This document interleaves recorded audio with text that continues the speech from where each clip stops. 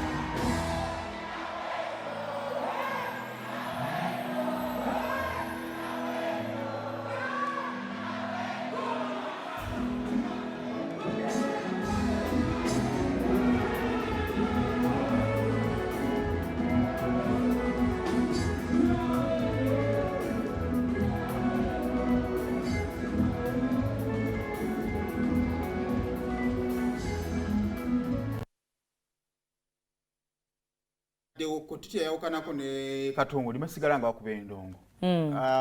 Station yawukanako ne Sekyo limasigala nga bakuba endongo. Ate bakuba. Njagala okola eki tokiddangamu. Ekyo kye kimbezeza ku siini eno. Kumanya layini zange wezikoma. Tebakuba. Kakati ebiseera ebisinga not until nga ababiri they found business, interest in business ekyo. Kijja sigala nga kibadde nga bwe kyali Rema okuyimba kwa mulema nga bantu batandise okuddamu andikira Kezo yava ku stage nga kulimba lwaki lwa Rema kaso first of all njagala kukwata ensobi omwana ateka ennyimba za Rema kibi nnyo Haffy wemba nkola naawe oba okola nange kikkakatako okumanya ekinzijjako n'ekinteekako kakati kyali kikkakatako okuleka nga temulaba ye problem y'okutambula n'abawagizi bammwe ba yes kubanga olina okumanya nti olimba olutulema yali okubanga omwaka kuggwako nga tuli mu nkuuka akantu ka Kezo wekakola ki bwe katandikira kakati omuntu atambula ne Rema olina okusobola okulowoolezaawo nti Kezo yakava ku stage luno wabula olina ekipawa tululeeta bagenda kudrivingira mu ki mu Kezo ekibuuzo is Rema interested Rema yet tali part of her business and at what time wetukanga omuyimbi omuyimbi asobola okusala but you know they did rehearsals yes and kati mu art osobola okukyusa joko at the last time mukaseera akasemberayo ddala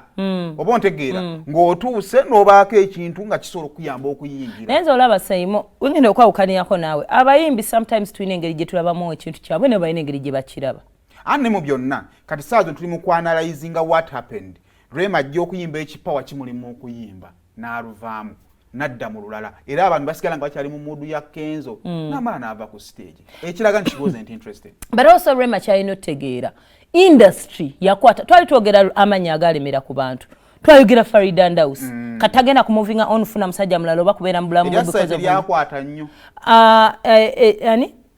then omugenzi Evelyn Lagu kati oyina okumanya nti kijjanga mu interest yo nga gwo muki ng'omuntu no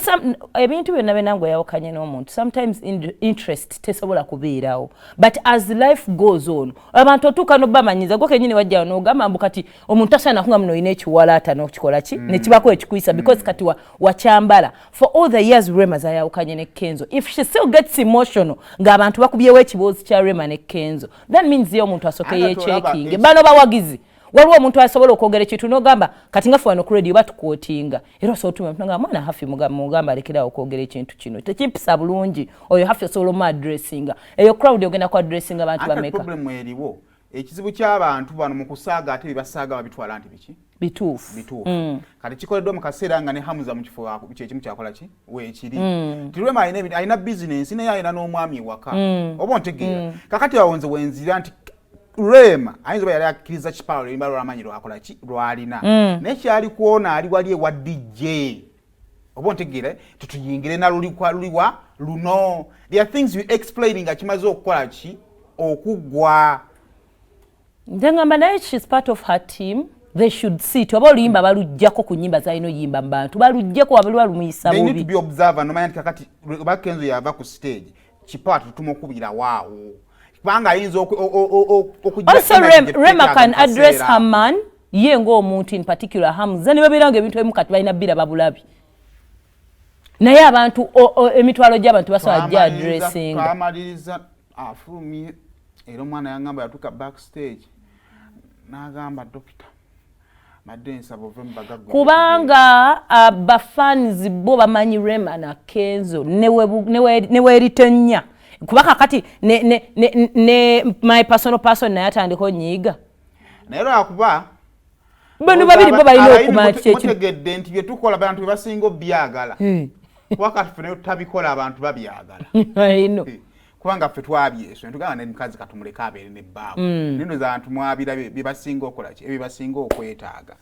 kale naye ndowooza we find ways of nena okwata n'obutabaddiringanya